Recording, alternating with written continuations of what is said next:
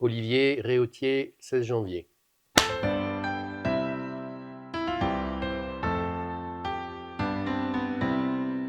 Olivier, bonjour. Bonjour Michel.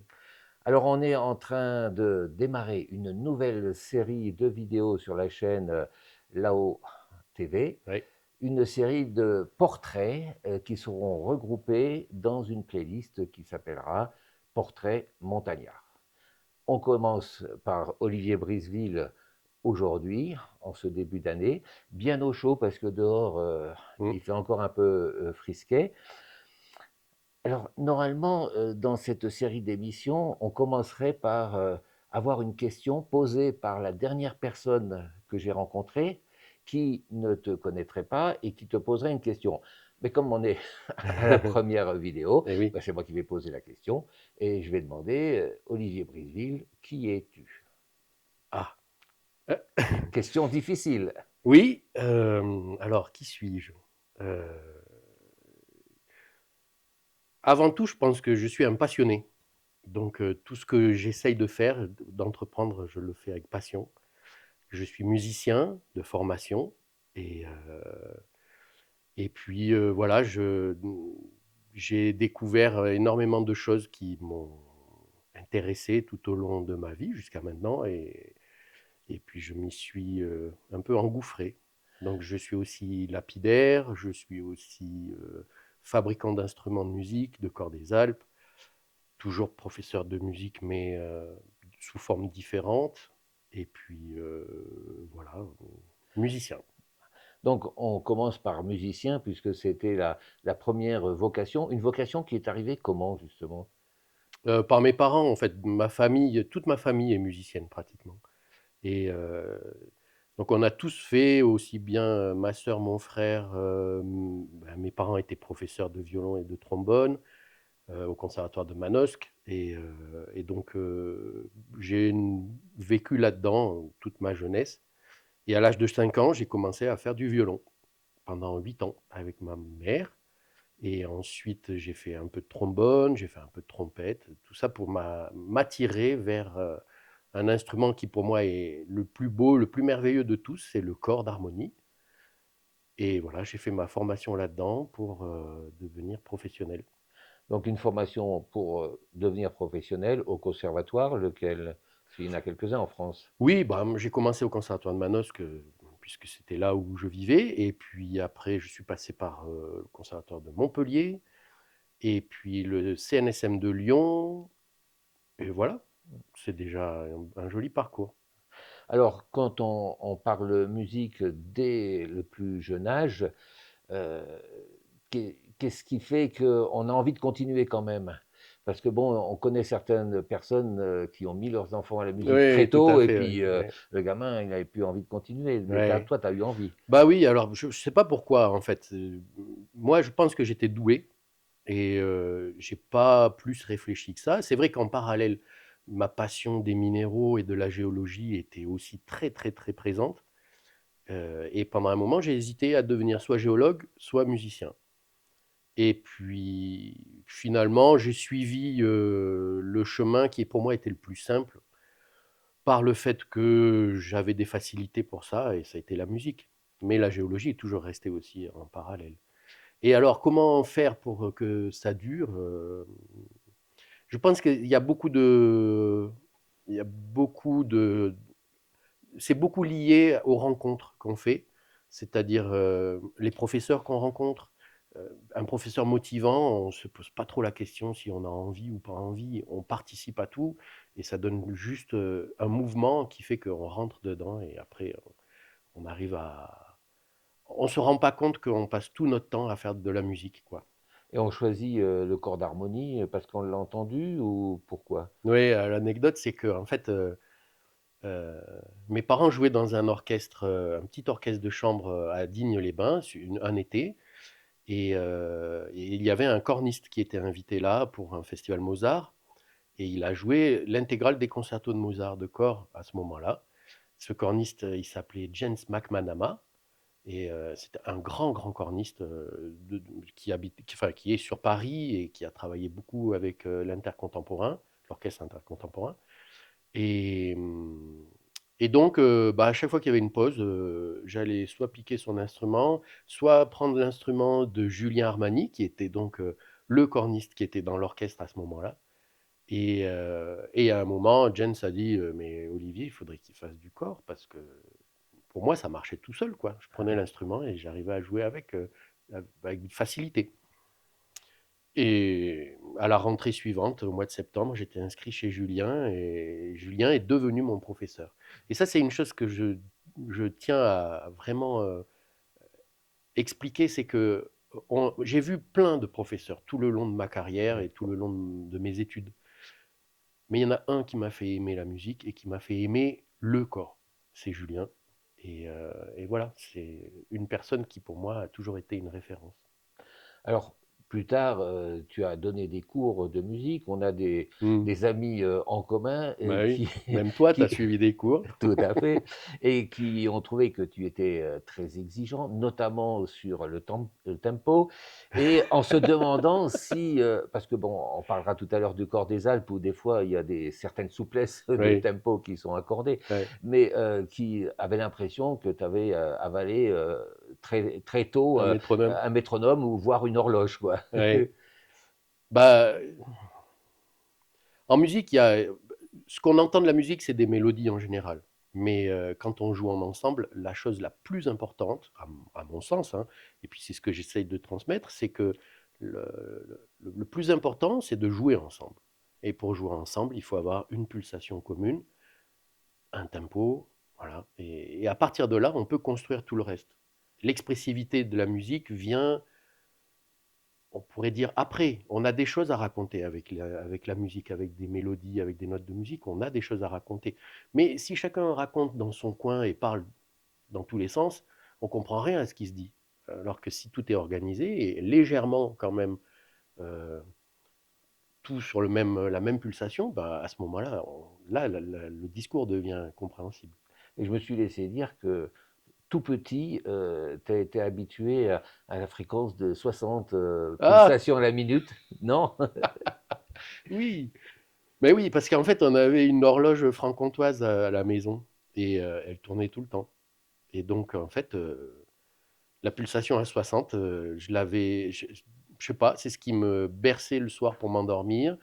C'était vraiment un. Quand mon père a voulu l'arrêter à un moment, il y avait un tel silence dans la maison que c'était gênant, quoi. Et donc voilà, voilà, là on est à 60. Et à partir de là, bah, après tout le reste en découle. Oui, après il suffit d'accélérer ou de ralentir. Mm.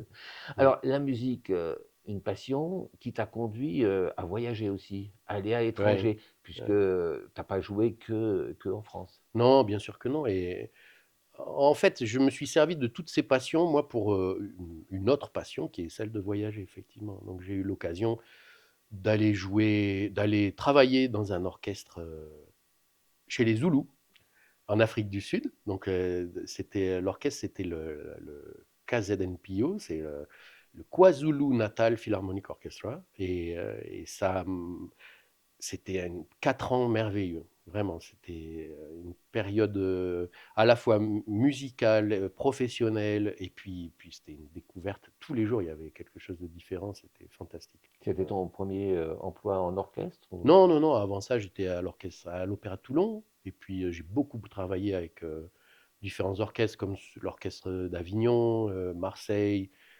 Lyon, Toulouse. J'étais supplémentaire un peu partout, quoi.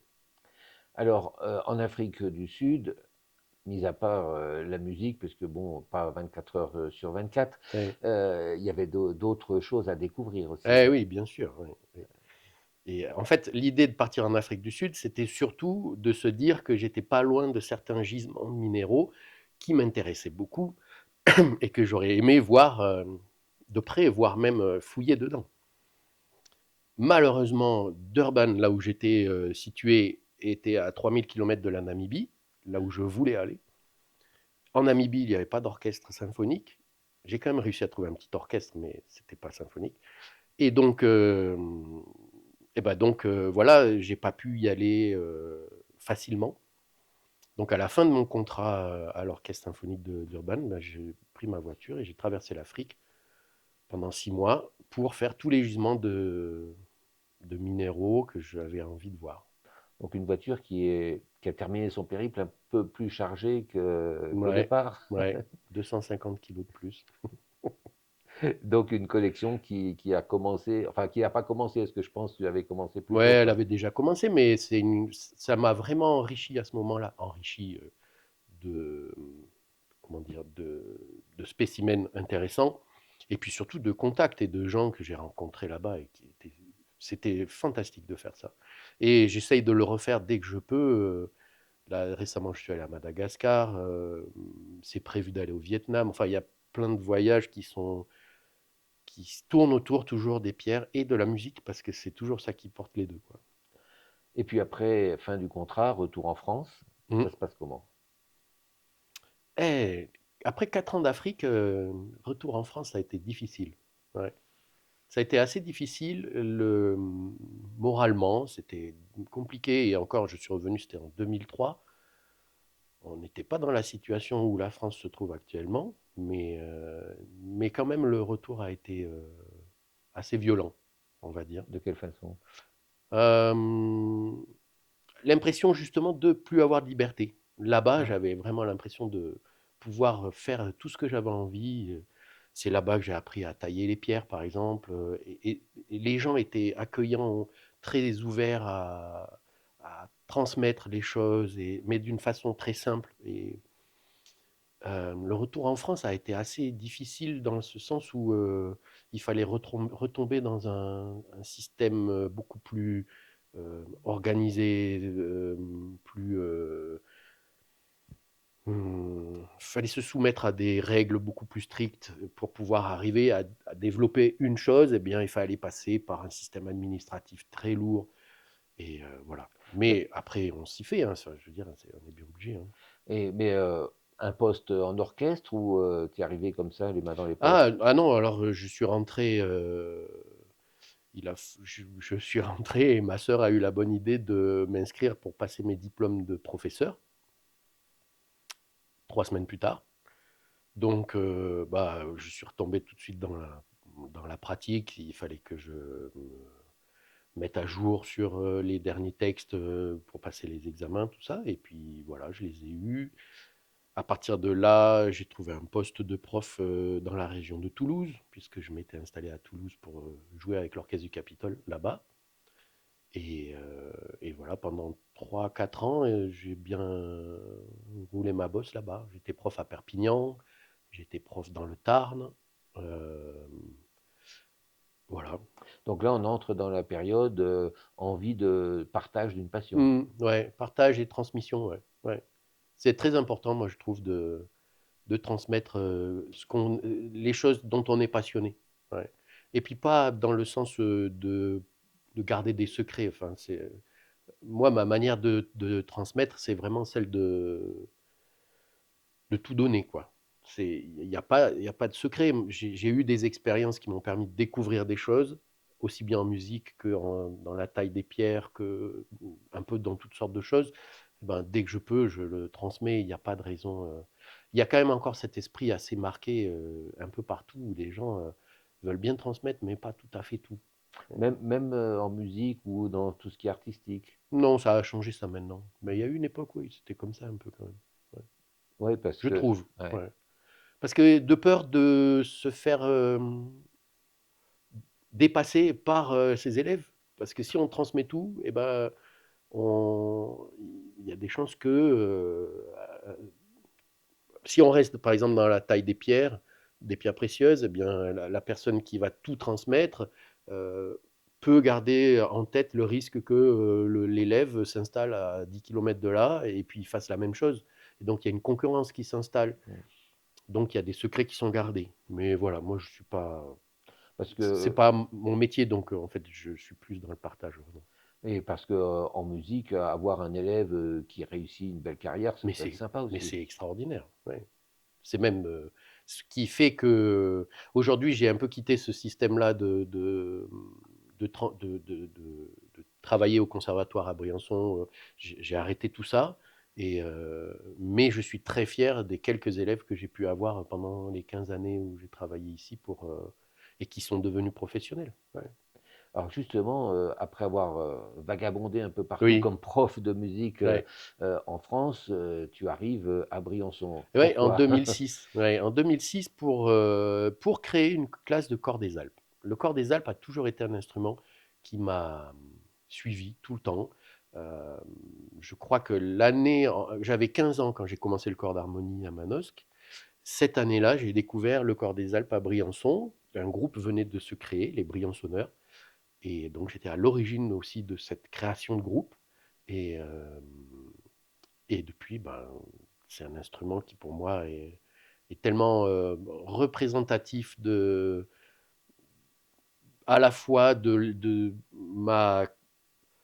la pratique d'un instrument cuivre, qui est donc le dérou, comment dire, qui est donc le. Il faut que tu m'aides, Michel.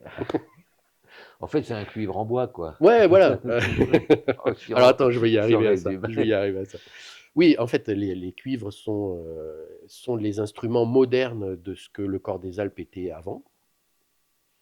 Et puis, il y a toute cette tradition derrière. Et puis, il y a le contact avec la montagne. Voilà, venir s'installer à Briançon, jouer du corps des Alpes, c'est le plus bel endroit au monde pour faire ça, quoi. Voilà. Alors justement, donc j'ai filmé, c'est sur une autre vidéo, une prestation, une animation de marché de Noël à Oui, Briançon. Et dans le public, il y a quelqu'un qui est passé me voir en disant, bah, tu les filmes, ils viennent d'où? Ils viennent de Suisse ou de Savoie? et oui, parce que le corps des Alpes, en fait, n'est pas vraiment connu dans les Hautes-Alpes, quoi. Mais il y a des témoignages qui existent, hein. Dans les années 60, les bergers qui remontaient du sud de la France avec les troupeaux fabriquaient leurs instruments tout au long du chemin et communiquaient. Les troupeaux étaient tellement longs, de plusieurs kilomètres, que pour pouvoir communiquer d'un côté à l'autre, ils étaient obligés de souffler dans quelque chose. Et c'est ça la vraie tradition, en fait, de ces trompes traditionnelles. C'est un instrument de communication qui permet d'appeler à distance. Et On le retrouve un peu partout dans le monde, ça. Et Giono en a parlé Et d'ailleurs. Giono en a parlé dans un de ses livres qui s'appelle Le Serpent d'étoiles. Et il décrit très bien ça, cette idée de fabriquer des longues trompes pour pouvoir communiquer d'un côté à l'autre des troupeaux. Ouais. Et j'ai souvenir d'un essai qu'on avait pu faire Oui, il y a quelques années ouais. déjà, à plusieurs kilomètres. Oui, on avait joué, on avait fait un concert, bah, on était ensemble, hein, et on était à 5 kilomètres d'écart. Le groupe s'était coupé en deux, et en fait, on avait l'impression que On se on répondait, quoi. jouait en même temps, quoi, au même endroit. C'était très étonnant la qualité du son qu'il y avait. Ouais. Alors, puisqu'on parle corps des Alpes, qu'on parle suisse, allons jusqu'au bout, on a le souvenir aussi de ta première participation au concours international de Nindaz, Ah, où quasiment en improvisant, tu avais écrasé tout le monde. mais oui, mais Et depuis, bah, c'est une histoire qui s'est poursuivie avec la Suisse. oui, parce que c'est vrai que les premiers temps, quand on montait avec tout le groupe pour jouer à ce festival et à ce concours international, euh, il faut avouer, hein, la première année où on est monté, on était les avant-derniers du palmarès, on va dire. Donc on était ouais, les avant-derniers sur, je ne sais plus, 30 participants, on Oui, était le bon, 29e. ouais. C'était déjà pas mal, on n'était pas les derniers. Et puis petit à petit, au fur et à mesure de l'avancée et puis de la progression du groupe, eh bien, on est remonté, remonté, remonté. Dernièrement, on était cinquième, sixième dans les palmarès du concours, il y a 2 ans, je crois. Et c'est pas mal. Et puis moi, j'ai voulu tenter de le faire en tant que soliste. Et donc, bah voilà. C'est pas. C'est. Je considère aujourd'hui que c'est plus ma place de faire ce genre de choses parce que c'est des concours, logiquement, qui sont réservés à des amateurs. Mm. Moi, j'ai fait toute ma formation, tout mon métier est passé par ces instruments-là. Donc, oui, quand je suis arrivé puis que j'ai joué un morceau que j'ai un peu improvisé sur le moment, bah, en fait, tout le monde a été bluffé, quoi. Ouais. Et c'est comme ça que j'ai gagné ce premier concours. Ensuite, on a fait la même chose en trio, mais là, en écrivant de la musique, parce que j'aime beaucoup écrire de la musique pour Corps des Alpes. Et c'est pareil, on a regagné. Enfin, il y a eu plusieurs fois où on a gagné ce concours-là, quoi. Mais le résultat principal, hors compétition, c'est d'avoir noué de nombreux contacts Exactement, et ouais, puis de exactement. continuer, de Ouais. même aller animer des stages en Suisse, par exemple. Oui, oui, oui, oui, bah, c'est ce que j'arrive à faire ponctuellement. C'est pas très souvent, mais j'arrive à pouvoir intervenir justement sur ce festival pour transmettre aussi, bah, justement, dans pour transmettre mes conseils pour jouer cet instrument-là. Voilà. Il faut bien comprendre que c'est une sorte de niche, le corps des Alpes, et que traditionnellement, on transmet le jeu du corps des Alpes, quelqu'un qui a appris le transmet à un autre qui apprend. Et donc, en fait, c'est rempli de défauts de, dans la manière de jouer, la manière de respirer, la manière de se positionner, ce qui fait ce qui fait qu'il y a beaucoup de travail pour rattraper tout ça. Et puis moi, avec ma vision plus professionnelle des choses, j'arrive à corriger tous ces défauts et les gens adorent ces cours qui se passent sur des fois 3, 4 jours, une semaine. Ça, c'est des stages. Voilà. Alors tout à l'heure, tu parlais de cet instrument de communication qu'on retrouve un peu partout dans le monde. Tu as eu l'occasion, on a eu l'occasion d'en découvrir Oui, lointain, ouais, par exemple au Népal, oui, on où, a ce magnifique voyage. Ouais. magnifique voyage où on a pu rencontrer. Alors, c'était pas de la communication, c'était plutôt presque mystique, des moines Ouais, qui jouaient les ce trompes, genre de grand ouais, instrument, les trompes tibétaines. Ouais. trompes tibétaines, et qui ont pu essayer les corps des Alpes. Et là aussi, c'est une forme d'échange très riche. Ah oui, ça c'était même fantastique parce qu'en fait on a réussi à mélanger nos deux instruments alors qu'ils sont très similaires, avec deux manières complètement différentes de jouer, mais, euh, mais le but est le même, c'est de transmettre un message. Voilà.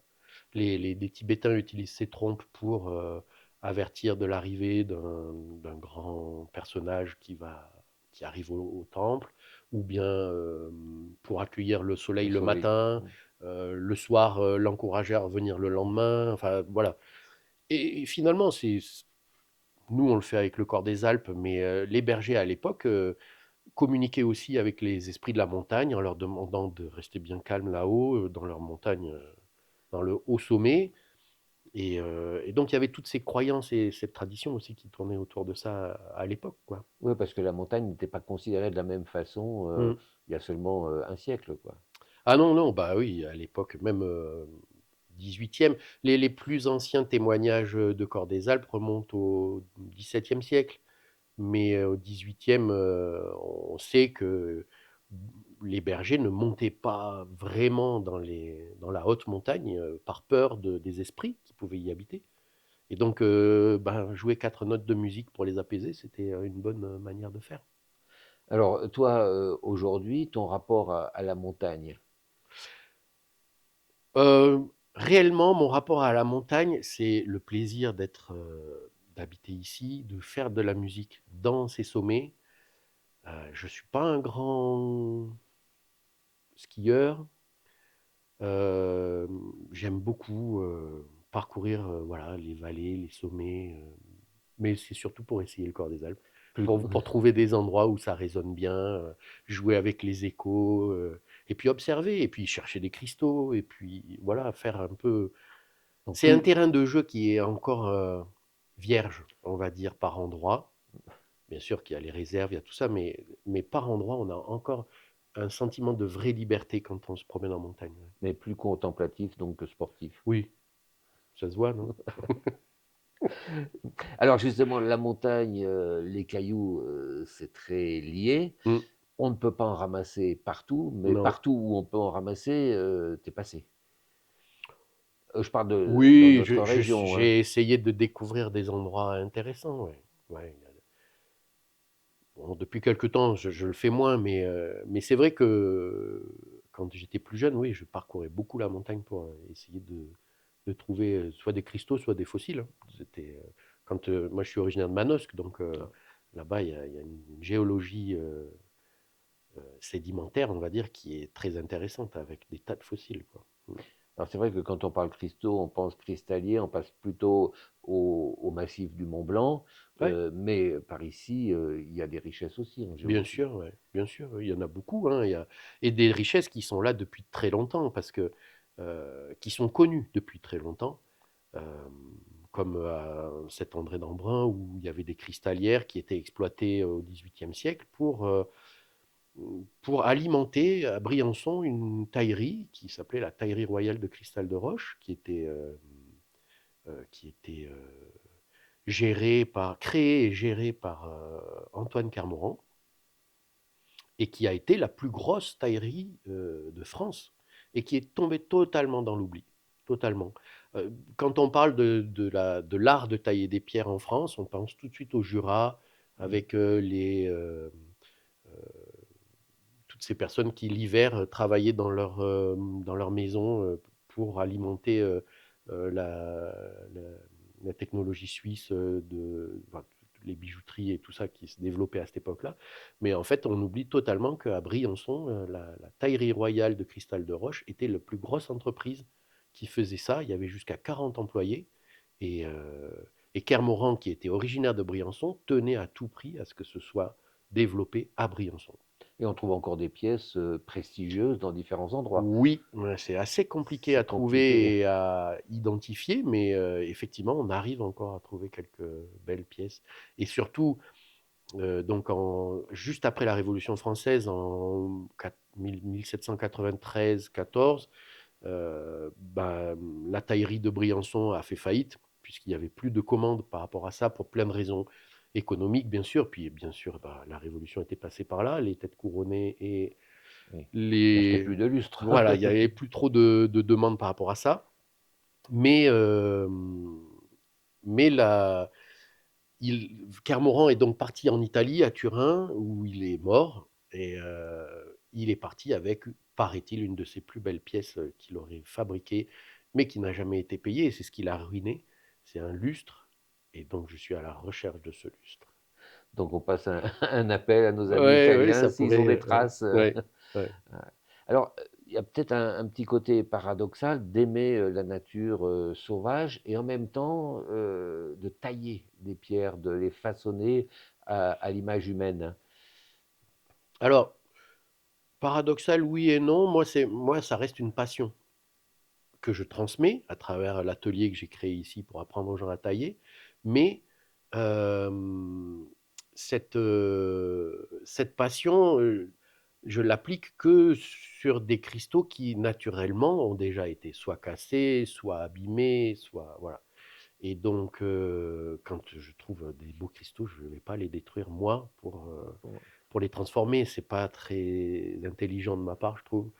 Donc, ouais, il faut bien comprendre que la plupart des pierres taillées qu'on voit sur le marché actuellement, ce sont des morceaux de pierre. Mm. Et quand c'est exploité, comme à Madagascar, j'ai eu l'occasion de voir, dans des boyaux, dans des mines, eh bien, ils sortent pas des spécimens, ils sortent des morceaux de cailloux. Et c'est dans ça qu'ils vont arriver à trouver les parties les plus intéressantes pour tailler. Ici, on peut arriver à trouver des jolis cristaux en se promenant en montagne. S'ils sont beaux, parfaits, bien terminés, tout ça, c'est pas la peine de les Les façons. l'embellir. Ils sont déjà très très beaux par eux-mêmes, quoi. Mais quand ils sont cassés, ben, c'est un moyen de s'exprimer aussi. C'est une matière, hein, comme on travaillerait le marbre ou on travaillerait la musique, les notes de musique. Pour moi, tout est lié. Le bois aussi, la sculpture du bois, voilà, tout ça, fait que c'est des matières qu'on peut embellir et travailler et surtout exprimer quelque chose à travers. Alors, l'expression, que ce soit les pierres, la musique, et puis arrive un moment où tu as envie d'aller un peu plus loin, Oui. de te transformer en artisan, voire en start-upper, je ne sais pas si on dit Ouais, si c'est ça. start-upper, Ouais. voilà, avec des produits innovants, mais toujours le corps des Alpes. Mais oui, parce que quand on tombe dans le corps des Alpes, on tombe dans une tradition. Et, et moi, à mon goût, cette tradition, euh, elle est trop conservatrice. Donc jouer un instrument tout en bois, dans une tonalité, avec une telle manière de faire, tout ça, c'était bien au début, mais maintenant j'ai envie de un peu plus que ça. Dépasser le folklore, quoi. Oui, de dépasser le folklore et la tradition qui va derrière. Surtout que, en grosse majorité, cette tradition a été complètement construite dans les années 60-70 et qu'elle ne correspond pas à une réalité vraie par rapport par rapport aux témoignages qu'on a d'avant. Les bergers, ils jouaient chacun dans leur coin et ils jouaient les notes qu'ils pouvaient et il n'y avait pas des règles bien précises qui imposaient qu'on n'avait pas le droit de faire ça et qu'on n'avait que le droit de faire ça, quoi. Donc ça, c'est quelque chose qui, moi, maintenant, me, Ouais, voilà. me dérange un peu. Donc, en fait, bah, j'ai commencé à faire, déjà dans le style de musique, bah, aborder des répertoires plus jazzy, plus contemporains, plus avec des orchestres, enfin voilà, faire évoluer le répertoire du Corps des Alpes dans l'écriture de la musique que je produis. Et puis surtout, ben, changer aussi un peu la manière de fabriquer les instruments. Et donc, l'idée, c'était de fabriquer un instrument qui soit plus transportable et qui sonne pareil que le corps en bois. Donc voilà, l'idée, c'était de faire un pavillon en bois et puis tout le reste en carbone télescopique. Et donc, on a un instrument qui fait 3,60 m de long, mais qui tient dans 70 cm. Et pour voyager, c'est parfait. Ouais, pour les prochains voyages, c'est ça. Voilà, ouais, ça permet de voyager, ça permet oh là là, de s'amuser avec. Bon, attends, on va la refaire celle-là peut-être. Non, non, c'est très bien, là. Mais il faut dire que c'est pas un instrument qui est prévu pour être manipulé à l'intérieur d'un salon. Eh C'est non, bien plutôt pour sûr aller que. dehors, Bah quoi. oui, exactement. Voilà. Mais c'est un bel objet et puis j'ai obtenu un brevet pour ça. Et donc l'aventure entrepreneuriale commence dans les jours qui viennent. Donc un brevet parce qu'il y a de l'innovation. Alors un petit mot sur cette innovation sans dévoiler complètement le brevet. Non, mais l'innovation est que le fait d'associer le bois et le carbone, euh, au niveau qualitatif du son, déjà, on est sur quelque chose de très très proche de la tradition, pratiquement le même son. Et puis, je fabrique directement tous les tubes moi-même en carbone. Et ils sont coniques, ils sont donc télescopiques. Et ce qui fait que il a fallu un moment pour mettre au point ce Oui, justement, modèle-là. Il a fallu la 2 ans. démarche un petit peu. Ouais, Il a voilà, fallu 2 ans. 2 ans. J'ai quitté le conservatoire de Briançon, euh, plein de raisons, mais une des principales raisons, c'était de développer cette idée-là, ce projet-là. Et donc, j'ai été entendu par la Comcom de Briançon qui m'ont soutenu là-dedans, qui m'ont aidé et je les remercie beaucoup pour ça. Et en fait, 2 ans plus tard, eh bien voilà, le produit fini est là et maintenant, c'est l'aventure qui commence vraiment.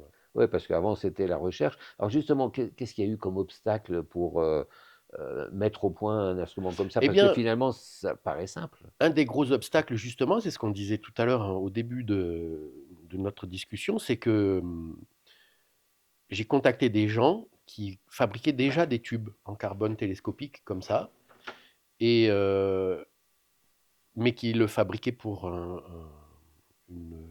corps des Alpes qui était fabriqué en Suisse, qui était déjà tout en carbone aussi.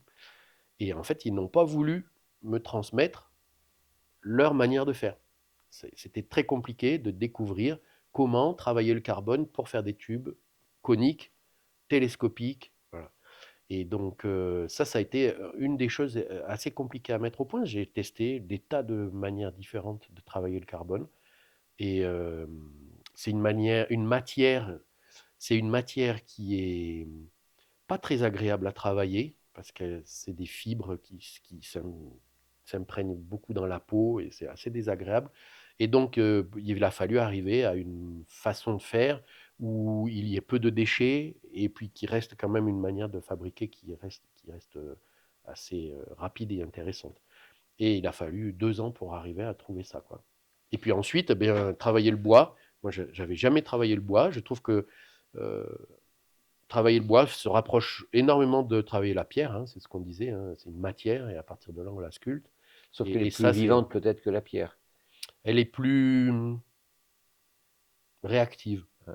on va dire. Si on se trompe, on ne peut pas revenir vraiment en arrière.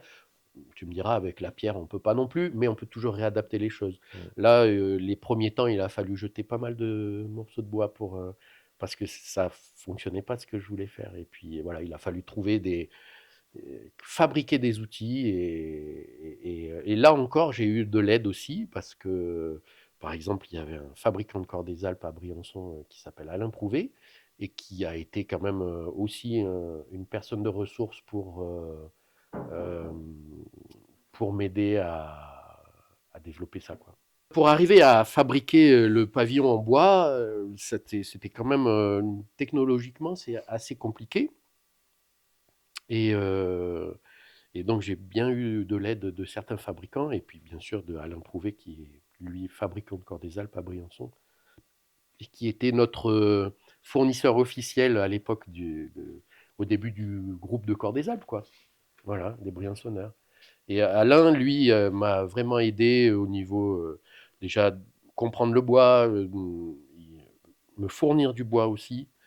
Et puis, avec toute son expérience d'avoir fabriqué je ne sais pas combien, des centaines de corps, je pense, eh bien, c'était quand même beaucoup plus facile avec les conseils qu'il m'a donnés, quoi. Mais au bout de 2 ans, donc, tu dis, maintenant l'aventure commence, parce que l'aventure, c'est la commercialisation du corps. Ouais, c'est ça. C'est pas forcément ta première spécialité, le Ah commerce. non, et puis là, ça devient même. Enfin, pour moi, c'est des démarches qui sont compliquées. Parce que justement, j'ai plutôt tendance à donner des choses gratuitement. Et là, il faut que j'apprenne à les vendre. Mais bon, voilà. Je ne suis pas le seul dans cette aventure-là. Et il y a mon ami Jean-Ly qui est là aussi, qui était un de mes anciens élèves. Et donc, enfin, lui et moi, on va dépendre de cette entreprise qu'on est en train de créer. Donc, il faut prendre les choses vraiment sérieusement. Et puis j'apprends en même temps. Avec un objectif de production important pour les années qui viennent. On va essayer d'atteindre 30 instruments par an. Voilà. À partir de là, on verra suivant la demande. Et je pense, enfin, je sais que la demande est là, mais je ne sais pas à quel point elle sera répondante quand ça va commencer à Oui, parce que là, être pour l'instant, distribué. l'accueil a été bon. Oui, très bon. Ouais. Ouais, ouais. L'accueil a été très très bon pour ce type d'instrument. Oui. Donc ça, Et c'est plutôt encourageant. maintenant que c'est au point, je suppose que tu vas avoir d'autres idées, puisque... Oh là là, oui, tout plein. Oui, oui, il y a tout plein d'idées. En fait, la, la- cette idée de corps des Alpes rétractable, je l'ai depuis très longtemps, depuis l'Afrique du Sud en fait, puisque je voyageais avec un instrument qui était déjà télescopique et rétractable, mais je trouvais qu'à chaque fois que je le jouais, il avait de gros défauts. Et donc, j'ai essayé de pallier à ces défauts petit à petit, et c'est comme ça que l'idée de fabriquer ça est venue. Mais au fond de moi, ce que je voudrais fabriquer, c'est surtout des corps des Alpes, mais qui ne sont plus droits, comme la tradition l'impose, mais qui vont avoir des formes courbées dans tous les sens. Voilà. Et ça, c'est aussi quelque chose de... avec la même technologie carbone. Non, pas du tout, Parce tout que en là, bois, c'est là. non, Non, quand ouais, ça même. va être très compliqué sinon. Et il y en a un là-bas, qui derrière, justement. Là. est, qui est dans les herbes, là, Hmm. dans les plantes. Ouais. Ouais. Avant de conclure pour de bon, est-ce que tu peux répondre à une question que je ne t'ai pas posée? Et tu aurais envie que je te la pose, mais je ne l'ai pas fait. Euh, Ça, c'est compliqué. C'est une question très difficile. En fait, oui. Le, L'avenir, en fait. L'avenir. Euh, Moi, je trouve, ma vie a été entièrement construite autour de mes passions. Et, mais plus on vieillit et plus on se dit qu'on manque de temps pour réaliser tout ce qui reste à réaliser, tout ce qu'on a envie de faire. Et donc, euh, comment gérer, comment gérer tout ça? Parce que ça fait beaucoup de choses quand même. Eh oui. mettre au point des modèles de corps, les fabriquer, tailler des pierres, enseigner la taille de pierre, enseigner le corps des Alpes, composer de la musique, et voilà. Jouer dans des ensembles. Et jouer aussi, et oui, ça fait beaucoup de... Et encore, on n'a pas parlé de tout. Il y a encore beaucoup d'autres choses qui sont Ah oui, sous je- qui sont prévues. Mais ouais, moi, je me pose la question, comment arriver à tout faire? J'ai envie d'arriver à tout faire. Et donc, et comment y arriver? Donc, c'est là où je me rends compte on évolue aussi avec le temps. Au début, je voulais tout faire moi. Et puis, je me rends compte que travailler en équipe, avoir des copains avec qui faire avancer les projets et peut-être leur mettre dans les mains après et leur donner l'occasion, eux, de développer leurs projets en même temps que ceux qui avaient été lancés, eh bien, en fait, c'est une belle manière de réussite. C'est de transmettre et de laisser grandir après ailleurs, quoi. Comme on disait tout à l'heure avec les élèves, des élèves qui ont réussi, qui ont pu faire leur carrière dans la musique, et bien maintenant, c'est eux qui font leur propre carrière. Ils sont eux-mêmes professeurs maintenant. Ils transmettent d'une autre manière les choses, et ça, c'est une réussite. Et moi, je me vois bien voyager maintenant. En fait, j'aurais plus envie de voyager que de continuer à travailler dans un atelier et fabriquer ou bien enseigner ou bien. Et donc voilà, je pense que l'avenir, ce sera plus d'ici quelques années, euh, l'envie de vouloir voyager, d'aller voir ailleurs, d'aller jouer ailleurs, et puis de laisser les autres se prendre ce qui aura été fait, et puis que le chemin continue, quoi. Parce que même s'il y a un certain nombre de pays où c'est pas recommandé d'aller, il reste quand même beaucoup de destinations dans le monde à Ah découvrir oui, et à partager. bien sûr. Ouais. Ouais. Retourner au Népal, ça serait pas mal, hein, avec toi.